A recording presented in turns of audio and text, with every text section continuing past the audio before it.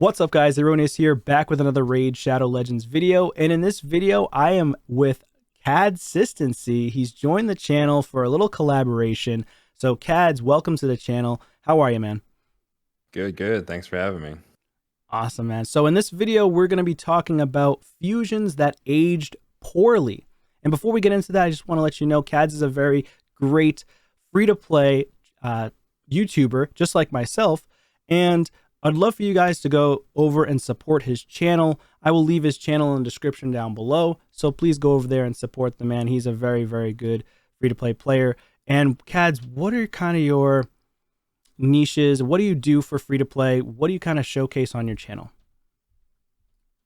Sure. Yeah. The thing that I like to highlight the most is just being in the end game and showing that you can definitely get there even as a free-to-play. It's a slower process and it perhaps takes a little more work and time, but just showing people what you can do when you get there and just strategies to get there. Awesome. And you were telling me a little bit about like things that you do that as a free-to-play that even I don't do. And yeah. I don't know if you want to share that. You don't have to if you don't want to, but if you'd like to, maybe the people would find that interesting. I did a whole video on all of my weird restrictions, but yeah, I don't use Stone Skin or Swift Parry, and there's a laundry list of champions that I refuse to use on principle. Not that they're bad, I just refuse to use them. So. And I find that super interesting. It's like a way to kind of restrict yourself to push yourself even further and to make the grind harder. But that's what we live for with this game. That's what we live for with these type of strategy games that take a long time to grind. And I love it. I think it's awesome. I think if it's another way that keeps you going and keeps you feeling like you're pushing towards something great, then yeah, why not do it? For example, for me, I have an uncommons and commons only account that I play. I barely play it nowadays, but I do play it, and it was like super restrictions, right? And it just gets, the grind is so ridiculously hard because they suck, right? Those champions are terrible. Oh, yeah. So anyways, then without further ado, let's talk about fusions that age poorly. And the first one that we're going to start off with is near and dear to my heart. Very old fusion that you can actually, it was a permanent fusion. And once you fuse him, he's gone. And it is actually Rosin Scarhide. So Rosin, this fusion, I feel like he has aged poorly. The reason being is because he just doesn't have the multipliers based on champions that we have nowadays, right? So we have tons more champions that are just way stronger than Rosin these days. And his bog down ability on a 6-turn cooldown, 7 if you don't have books, which most free-to-play or low-spend players just won't have the books very quickly, that is. And over time, once you book him, you're like, oh, it's only 6 turns. And likely you're not going to be utilizing him in Arena these days because most people have Stone Skin, and you can't decrease turn meter with Stone Skin. And a lot of champions like High Resistance Mithrala, you're not going to decrease her, so she's just going to place the Strengthen and Shields right after that move goes off. And then this ability here, it attacks one enemy, UDK blocks that entirely, so there's really no point to using this ability unless you're using him in Clan Boss or maybe Hydra, but I feel like I would never use him in Hydra personally, but who knows, maybe people that play that are new or starting out or just getting Rosin, maybe you use him there. Let us know in the comments down below, where do you use Rosin? But in my opinion, he just needs a little bit buff to his multipliers. I believe this should be an AoE and keep the same turn count. And then this one, you could keep it the same or drop it down to like a 4 or 5 turn cooldown rather than a 6-turn cooldown. What are your thoughts on that? Yeah, I'd also just add in the base speed. 91 is way too low for a legendary to be of any use, especially if he's meant to be used in Arena. It's really hard to scale speed based off 91. That's so true. Yeah, I would probably say the A3 somewhere between a 4 and a 5 turn cooldown, because 100% turn meter is a lot. And then if you were to go AoE on the A2, I might want to say make it a 4 turn. Just because he's a free legendary. 4-turn free legendary. Don't give the players too much, like Sun Wukong. Right. Well, wink. That's a good point. So this guy definitely aged poorly in my opinion. I mean, most people just use him in Clan Boss. Some people might still use him in the unkillable comps. I personally don't use him anymore. He just is in my faction wars. That's about it. And I guess you could use him in the new Cursed City, but again, he's just not really up to par like he used to be. The resistance is really good, though. This is the second highest resistance in the game, I believe, for Arena. And honestly, are you building this guy with high resistance? Probably not. If you're trying to build a nuker, you're going to build him with high accuracy for either CC or nuking. And he just doesn't hit as hard as other defense-based champions, especially when you have new introductions to the game like Ragash and Staltis and multiple other defense-based champions that just absolutely smack. They're just insane. So, yeah. What are your thoughts on that? Yeah, I used to use him way back, Faction Wars, and I retired him from that, and I brought him back for basically one Curse City stage, and that's kind of it. He sits in the vault most of the time. Yeah. And then what would you utilize for, or who would you say is another champion that aged poorly? Yes, so my first pick is going to be Roric Wyrmbane from the Barbarians. All right, so Roric. So Roric here, he is a very old champion. I think he might have been from like 2020 or 2021, long time ago. So what do you think about this guy? Or 2021, because I started in 2020, late 2020. So what do you think about this guy? I have so many problems with him, but I think first off, starting with the A3, I do think it's a really cool to have a counterattack with the non-default skill. I guess it's kind of like Taras before the modern day of Taras. Mm-hmm. And it ignores half defense, which is pretty cool. But I think the real bummer for me was the A2, just because it's a lot of conditions that you need the stars to align to actually get the turn meter deplete, and then or to get the stun from the turn meter depletion. Like, I wish that was either just it fully depletes, and then when you fully deplete, you get the stun, just so that it's more certain. Because if they're like 100% turn meter, you only get 75, therefore it doesn't do anything, or it doesn't. It just, I guess, it's just a turn meter decrease. But it just could be a lot more reliable. And then the A1, another chance to stun, which is pretty neat.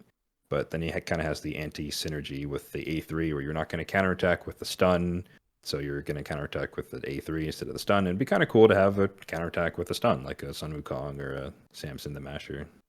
Yeah, true. That's very true. So I feel like, basically he was only used in the past for Spider, and people are having struggles even getting him to work in Spider. And so, in my opinion, what would you change about his A2 or his A3 to make him a little bit more viable in today's era? I don't even know if you could, but I mean, I would just try and make the A2 a guaranteed stun in some way, shape, or form. Guaranteed. You can still have it target the one person, fully deplete the turn meter, and then if it fully depletes, stuns everyone. True. I think that'd be a fair compromise. Yeah, it's that's actually an interesting way to do it. Fully deplete and then maybe stun them if it does fully deplete. That's actually really cool.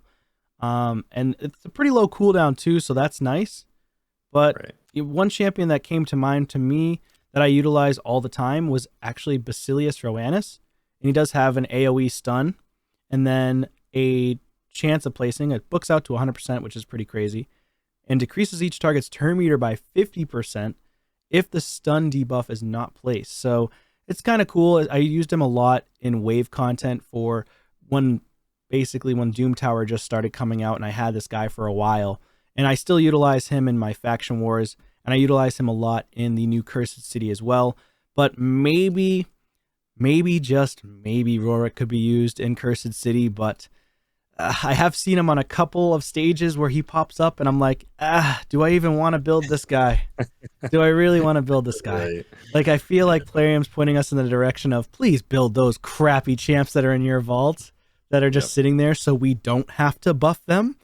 And I'm just like, no, just buff them, okay? Just give them something, or we're building them if we can't, have any other champions to our arsenal. A little sidebar here, but Basilius was actually my first legendary on my account. Really? And, and he was definitely important for my progression in Doom Tower as well. But did you pull him before or after the buff? Because the A3 I pulled him before. So you're a real one then. So Yeah. you used him before he was Yeah. 100%. I thought he was good before, and everybody thought he was garbage before. And I was Yeah, like, yeah, I think he's good. I was yeah. still utilizing him. They gave him a buff to this ability, Right. so he hits harder and he goes through block damage and everything, and ignores 50% of the target's defense, which is crazy. But and it smacks. It absolutely smacks Oh yeah. now. And I was utilizing him a lot in live arena to kill Rodos, and he does Yep. some work. He goes right through UDK with those 2 hits on Rodos, and he's dead. But Sure. it's the thing is he's kind of niche in that sense, Yep. and he does have decent defense for a attack based champion. But anyways, that's besides the point. We don't want to get too much off topic here. He is a great Yeah. champion. I just don't utilize him as much as other champs in live arena. But another champ that I would say that aged poorly is actually Harvest Jack. So Harvest Jack is just, oh, there's so much to talk about with this guy. Where is he at? I'm absolutely blind. He's right in front of my face. All right, so Harvest Jack, too many debuffs to start off. Way too many debuffs in today's meta with Polymorph all over the place with these new blessings. And I've tried to utilize him in live arena, off camera. I've tried to utilize him in other areas of the game.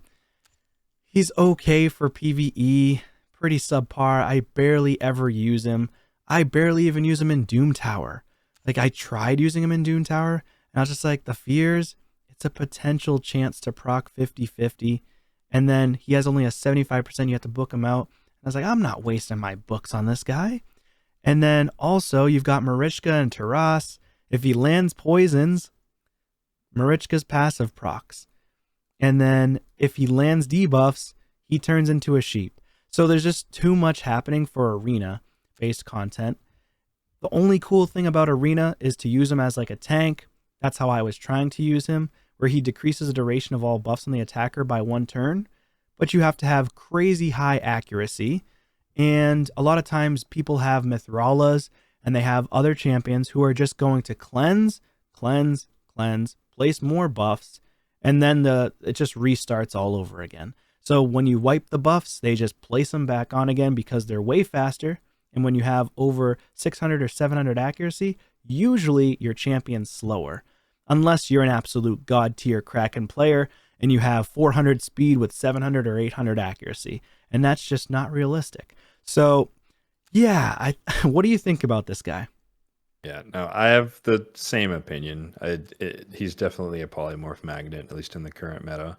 And I've basically only seen him as like a stall defense type comp, where it's like he's in bolster with a Brogni, so you're hitting into the shield and hurting yourself with like an Ursaga and a Duchess or something. Something that's just like slow you down, painful, but I've never seen him really used to achieve something. Yeah. I think maybe it's like if you're desperate for faction wars help, he can do a little bit of CC there, but I couldn't justify booking him just to do that for Undead Hordes. True. And even in Faction Wars for me, I think we just had Undead Hordes, but I don't even have him in my Faction Wars. He's No. that bad. This is the one good ability which I thought was like, oh my god, 3 hits and he places a fear, so cool. But honestly, it's pretty crap. It barely lands. He turns into a sheep. It's just so terrible. I hope they end up nerfing that polymorph pretty soon, so maybe he'd be a little bit more viable, but I think they just need to give him a buff. So 3 turn here, which is great. 4 turn here. He doesn't do damage either, so he's not a damage dealer. So it's just like, how do I use this guy other than very niche areas of the game? So for me, I use him with a shield set. That's what most people do because he has high HP, or a bolster set. And that's pretty much it. He's just a tank, and he could probably absorb some damage from your team and support them a little bit, but it's just not strong enough. There's way stronger champs out there. What's the next champ for you? My next champion is somewhat more recent, but I still think that she's not going to age that well as time goes on, and that is Great-Hoof Laaka. Okay, Great-Hoof. So she is here in the Skinwalkers. She was a fusion, recent fusion, actually last year, right? Yep, last year, somewhere in the middle last year. So what do you think about this yeah, champ?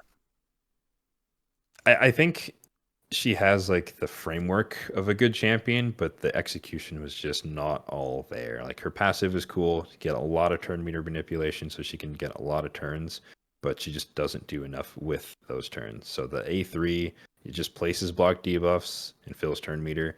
But in this day and age, even though it's on a 3-turn cooldown, you really need that with a cleanse, because otherwise you can have your entire team stunned and she just places block debuffs on top of it. Doesn't help. True. And then decreased resistance is one of the most useless debuffs in the game, I want to say. Maybe a bit hyperbolic, but you need a lot of accuracy to land it, and then it enables your other champions to not have as much accuracy. But then if you don't land it, then they don't work because they don't have enough accuracy. So it's like you're gambling on RNG of mandatorily placing this debuff so that you can actually do stuff. So I think in order to really make her work well, I don't mind decreased resistance, but I wish that the A2 had like a stun or some sort of control, or maybe provoke for Hydra, something so she can keep your team running super fast. She decreases resistance, but also offers some sort of control to help. It seems like her kit was built for Hydra specifically, based on what I'm looking at. I didn't go for her. I didn't go for this fusion. I just thought she wasn't that great based on my account level. But I know there are a lot of people who did go for her. You didn't go for her, right? No, I did. You did go for her. Did you build her out to 60 at all? No, she is unsummoned. Unsummoned. Okay, so she's just sitting there for your champion chase points. That's pretty much it. Champ chase in some future state. There you go. So saving them, and that's him being super smart with being free to play. You want to save your champs, your fragment champions, in the vault, basically, is what I call it. Or in the tavern, the portal, whatever you want to call it, so that you can summon them during champion chase. So that's really important. Now, these block debuffs, I do like this a lot on all allies for 2 turns. So she's halfway decent for PvE, but PvP, yeah, nope. I would never use her in PvP. I guess you could argue you could use her early game for the turn meter fill, but she has no speed aura, so you'd have to use like another champion to boost, and then she then boosts and places the block debuffs. Right. But it's like, there's so many other champions that boost and do increase attack or boost themselves if you get a decent champion early game. So, and then the decrease of resistance, to your point, that's a really good point, is sometimes you could 3%, they were 3% resist too. And if that happens, now you have no accuracy on all your champs. So that's kind of crazy. Right. And then this A1, just chance of stealing 1 random buff on each hit, that's so bad. I mean, I guess it's okay.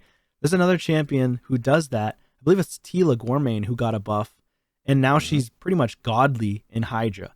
I would use Tila Wyrmbane over her.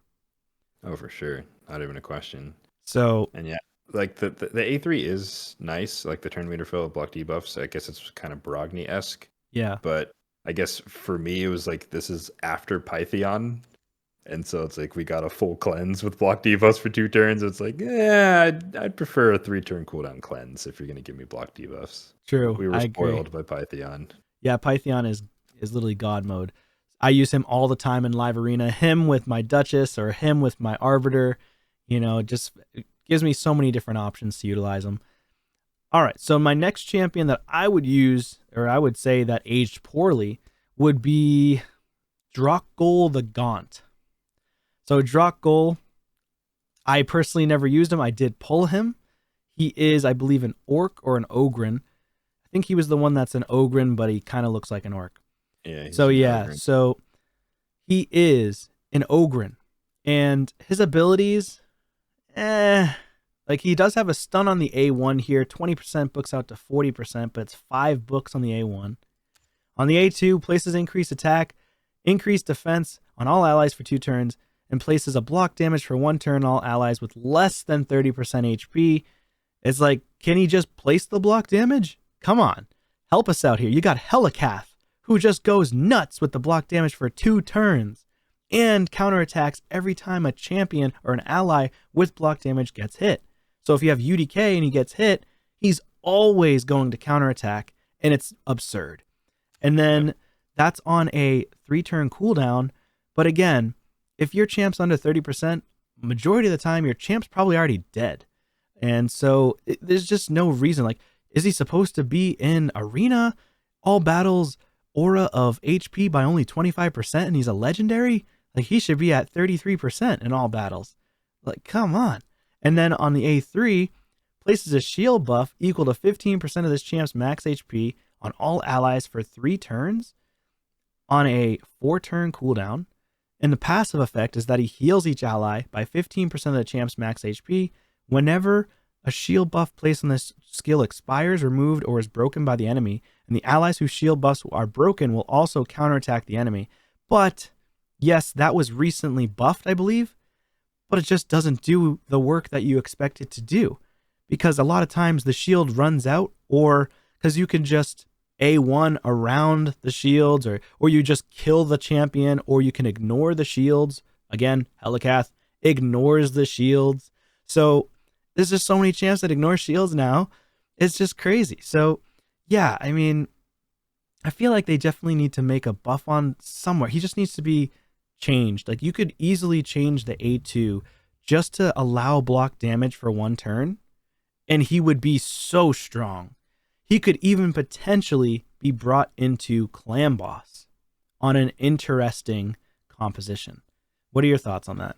Yeah, that's when you mentioned that. That's what my first thought was, like, he could be like the super warcaster for Demon Lord. Yeah, because you have increased attack and increased defense, and then if you have the block damage, some sort of composition or some Demitha composition or something, it could definitely fit in. Or he could be another type of Demitha, right? 3-turn cooldown. Essentially. So that would be really cool, actually, for her or for him to have that application. That's like all I would need to fix. Yeah, in my eyes. I think what would also be cool is if they made the A3 match the cooldown, match the duration, so he could be like a Scarab King helper. True. Something like that. So, because a 4-turn cooldown shield is rough. Yeah, it is really rough. That is really That's rough. And it's 3 turns, but then 3-turn shield just means that your shield's going to be gone from damage, especially from Scarab King. Like, he's going to just take that shield away so quickly. And then by the time you get back to the shield, it's like you're already provoked by him. You're already getting nuked by him, and it doesn't work. So yeah, they should definitely increase the aura as well, actually, not just the A2 for me, but increase the aura to 33%. Come on, he's a legendary. I mean, you got your boy who's an epic. Is he in the same faction?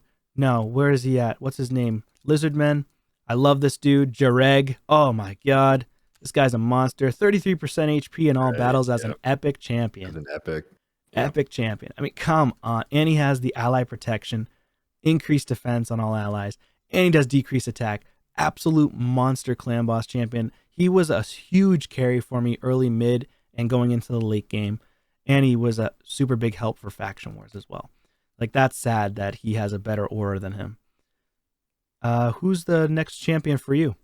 So next, I do have to apologize to YST on this one, but I'm going to have to go with Nari the Lucky. Nari the Lucky. Okay, so he is a dwarf. Nari the Lucky was a fusion back in 2020, 2021? Maybe a little bit later. Actually, 2022 possibly. I think it was 2022. 2022. It was during my hiatus from the game for a little bit. Okay. So I wasn't around to go for him, so I do not have him, but just after the fact I was like, I don't know where people are supposed to use him. Okay. And I think there was potential. A lot of these champions have potential, as we've highlighted, but the provoke in Hydra has kind of aged a little bit better, but then he's counterattacking like the Mischief Head. Maybe he can steal buffs back. That could be nice, but if the Mischief Head is stealing buffs, then you're kind of not doing things right to a degree. But then the provoke is really for the Head of Decay, so it's like it's not ideal. And then same problem with the decreased resistance debuff not being very powerful, but at least he also has decreased accuracy with it. And it's the only champion in the game with that combination, so he's very unique.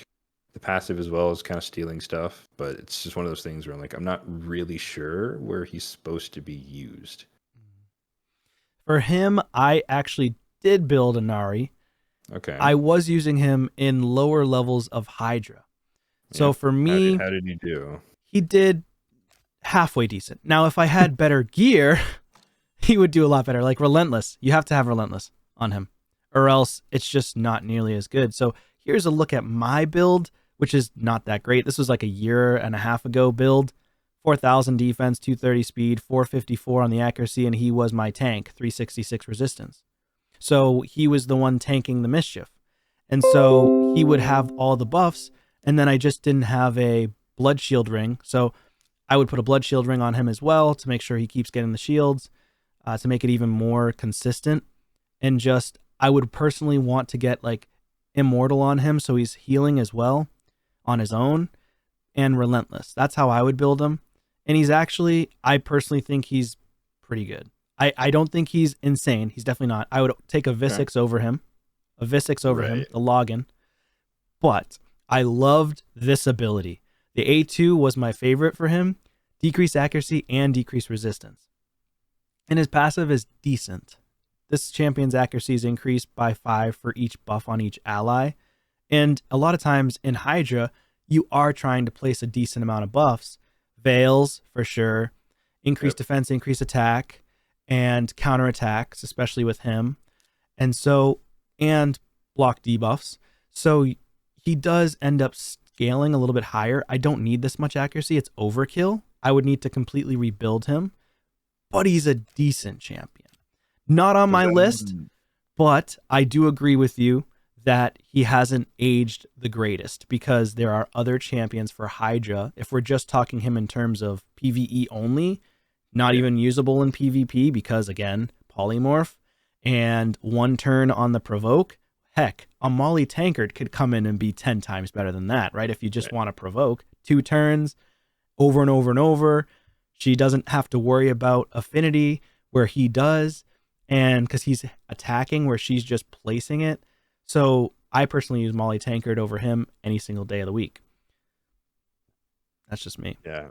The head of Mischief for me is always a struggle. And so running a counterattack champion as the Mischief tank just sounds like a recipe for a disaster if you get that 3%. Yeah. And then he starts counterattacking every time and starts stealing buffs everywhere. So unless you get lucky. I'm always hesitant to invest in champions who have a counterattack as far as Mischief tanking. And I'll be completely honest and real here. I hate Hydra because it takes so long to do. And I always despise doing it. Let's move on. So we're going to move on to my champion next. So my next champion personally is going to be, let's see. I'm going to pick Versulf the Grim. So Versulf the Grim was an old fusion back in 2021, in July of 2021. Decent champ, but requires setup to do anything. And I actually maxed him to try to utilize him. So let me pull him up here on my screen.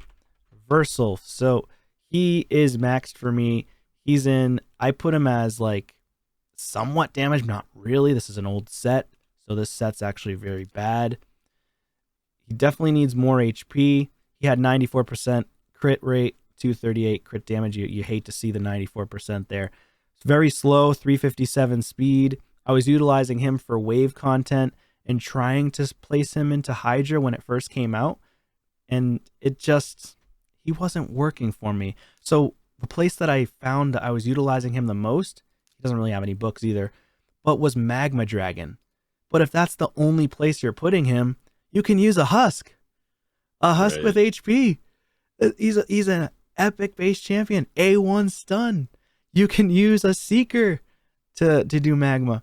Like this guy, they had a good thought about his kit, where his passive, when he's hit, 20% chance of placing a provoke debuff on the attacker, occurs once per hit, which is great. There's no cooldown on it. Awesome. I love that he has increased defense and ally protection. It's on a 3-turn if you book it. But again, there's so many other champs that can ally protect these days. Again, Visix. I just keep going back to Visix because she has an ally protect. She has a stun. She has 3-turn cooldown on both of her AoEs. He doesn't hit hard. He only hits hard if you meet these requirements. Places an extra hit on enemies under stun, freeze, fear, true fear, provoke, petrification. Each hit has a 75% chance of placing a leech, which is great, but does that land on Hydra? Nope. you can provoke one Hydra Head, and then you're probably going to use this ability and only hit an additional 100k. Wow. But that's with crazy gear. And then his A1 doesn't hit that hard. Try to use him in arena. Meh. Also, sheep. Again. And then just putting the setup. If you're trying to set him up, other players are going to cut in. You're not going to get to this ability in time. The stun, fear, true fear, everything is going to fall off the champions before you're even going to get to his turn, unless you have the craziest gear, really fast speeds, maybe a Kymar, which I don't have, a lot of people don't have, and reset ability. So you have to have so much to help set this guy up that he just doesn't work. If they just allow him to do the ability, hit twice, don't give him this qualifier requirement, he might be a little bit better. He actually could be one of the hardest hitting HP nukers in the game. But unfortunately, he just not. He pales in comparison. I love Samson over this guy too. So what are your thoughts on this dude?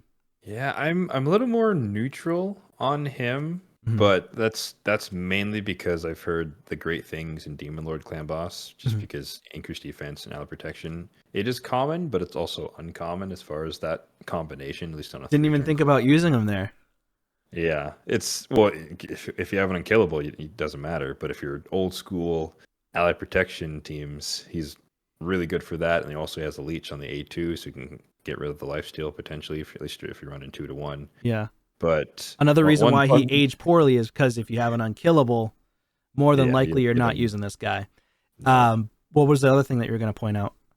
The funny thing about the A2 is that it doesn't work with sleep. Oh yeah, I didn't even see that. Doesn't work with sleep. It's Why? not even all of the CCs.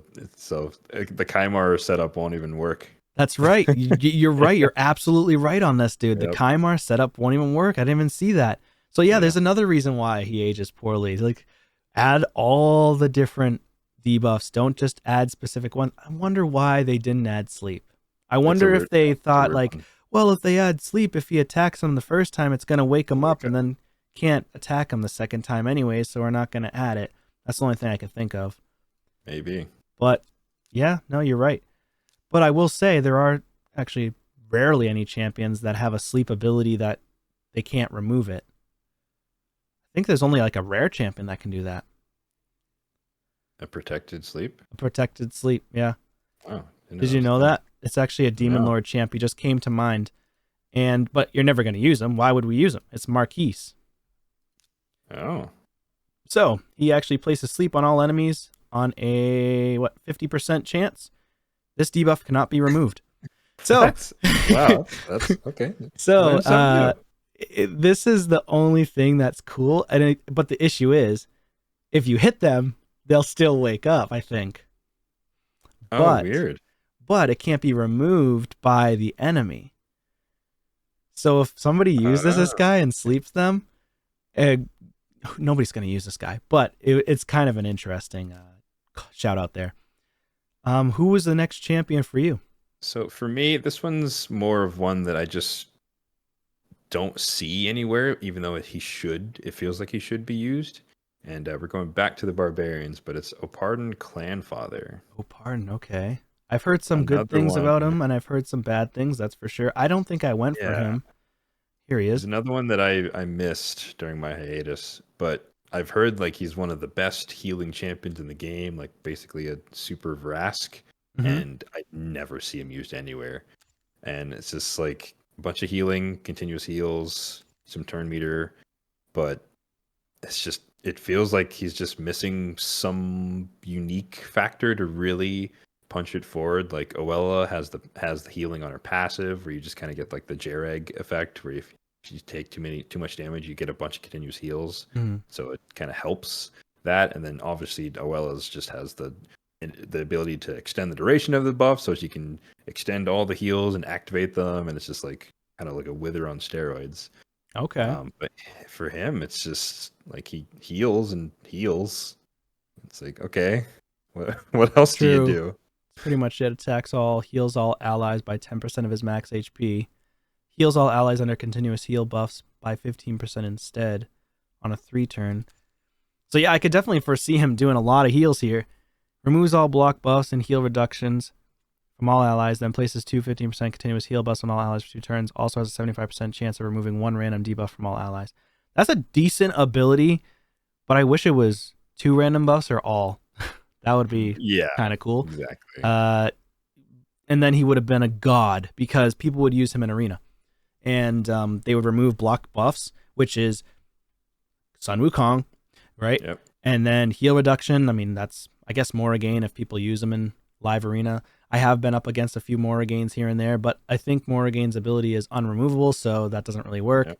And yeah, I think that just removing all debuffs would be a huge factor of anyone wanting to go for a champion in general, because that's just one more additional champion that can remove all debuffs and potentially, does he place block debuffs?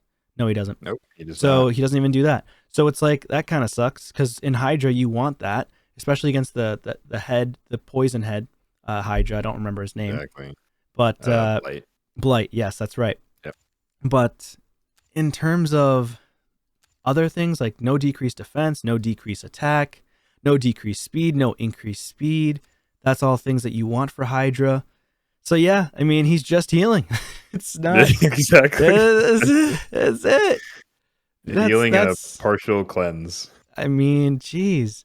I guess if you want to survive waves, that's about it. That's all he's good for. Right. So he's just not really, and I didn't even go for him because of that fact.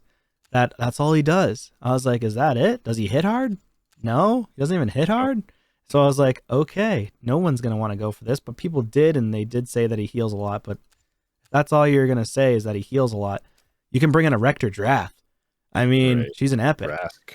Yeah, Vrask. Yeah, so many champions. Like, it's crazy.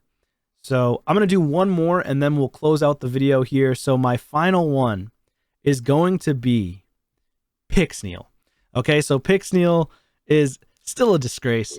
You went there. Pixniel's still a disgrace in my I haven't personally used her, so I guess I can't for sure say that she's terrible. I do have her with a 4-star blessing, and she's only, I think, 5 stars on my account. But the only saving grace for this champion, in my opinion, is the freeze on all enemies. That is pretty good. But in the past, she actually got a buff. This is her buff kit. Okay, so we're going to go through this. Attacks one enemy, perfect veil on the ally with the lowest HP. Awesome. Look at all those books. 6 books on the A1. Gotta love it. Gotta love it. And, you know, on average, I probably save maybe 6, maybe 8 legendary skill tomes in between CVC, unless I get lucky and push tournaments, which sometimes I just don't because I'm lazy. So, yeah, all those books are going to land into the A1. Good luck. And then you got A2, places 60% increased defense, continuous heal buff on all allies for 2 turns, then attacks all enemies under freeze. It's a setup thing for me.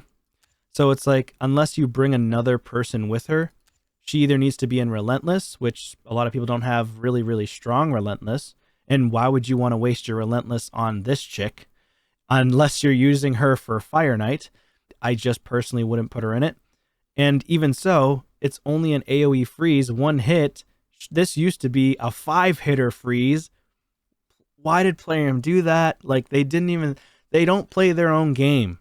So it's like you literally buffed a champion because people complained because they wanted an AoE A3 instead of a 5-hitter. But then you brought in Hard Fire Knight, which required freezes, and didn't realize, like, okay, you're not thinking, Plarium, come on. But 5-hitter, she would have been an absolute goddess. Yeah. She would, everybody playing this game would have built multiple copies of her, but they probably fed them if they're Krakens. But honestly, I would build multiple copies of her if she still had the 5-hitter, because I said to the moderators for Plarium, I said, please put her A3 back to a 5-hitter, and she's gonna be insane, and change it back to the 30% or 40% per hit, because honestly, 3 out of the 5 hits are probably gonna freeze the Fire Knight and drop his turn meter. So I personally feel like last time her kit was better. Nowadays, she would have aged well, but unfortunately, to me, she aged poorly. What are your thoughts on this? Yeah, Pixniel is the ultimate irony champion, and exactly the way you described, where it's like the old kit was bad for that age of the game, and we wanted the AoE freeze, and then we got it, and now the old way would have been great for hard mode Fire Knight. So it's a swing and a miss on both halves from player on that point. And I will say the passive is cool, anti-torment a little bit there, but it's not enough. It's You're too not going to use niche. her for the passive, and you have to book the passive, which is brutal. And it's a 2-turn cooldown, so she's only immune for 2 Yeah. turns at a time. So once she procs the passive for Torment one time, now it's off cooldown. She's not immune anymore, right? Because it's a passive effect. So The cooldown applies to the active part, so it's the okay. It's the freeze cleanse that's on the cooldown. But Oh, still, okay, I see. It's immune to freeze passive use effect. potentially up to 18 books to That's a try and lot. get the passive down. That's So a it's lot. it's a big gamble. So It's a fills their couple turn moves. meter by 25% every time an ally receives a freeze, and then active effect at the end of each enemy or ally turn removes all freeze debuffs from all allies. If there are multiple champions on the team with this skill, only one will remove the freeze debuff from all allies. Do you use her against Torment? I don't even have her. Oh, She okay. was live when I first started. Oh, okay. So I was too new to do fusion. Yeah. But no, there's so many ways to counter Torment now that hers is just not the most ideal way. And even if you used her unbooked, it's on a 5-turn cooldown, the freeze cleanse. So Yeah, it's it's not too reliable. long. It's just too long, in my opinion. It's just too much. I mean, I honestly wish they just made this forever. Like, just make it always happen, and then boom, she's a lot better. But they didn't do that, and then attacks all enemies under freeze, but she won't attack if they're not under freeze. So why? You're making her have to set herself up, or you have to put in a Yakarl to go in there with her, and nobody's using her in hard mode Fire Knight with Yakarl. I can't even name you a single CC that's doing that. Like, I don't know. Again, 5 turns, this would have been amazing. Yep. Anywho's, that's going to be it for this one, guys. Thank you, Cad, so much for hopping on, man. I really appreciate it. Again, guys, definitely sub to Cad's channel. I'll leave it in the description down below. Cad, anything you want to leave off? Yeah, just thanks for having me. It's fun to do this. Thanks again, man. Really appreciate it. Take care.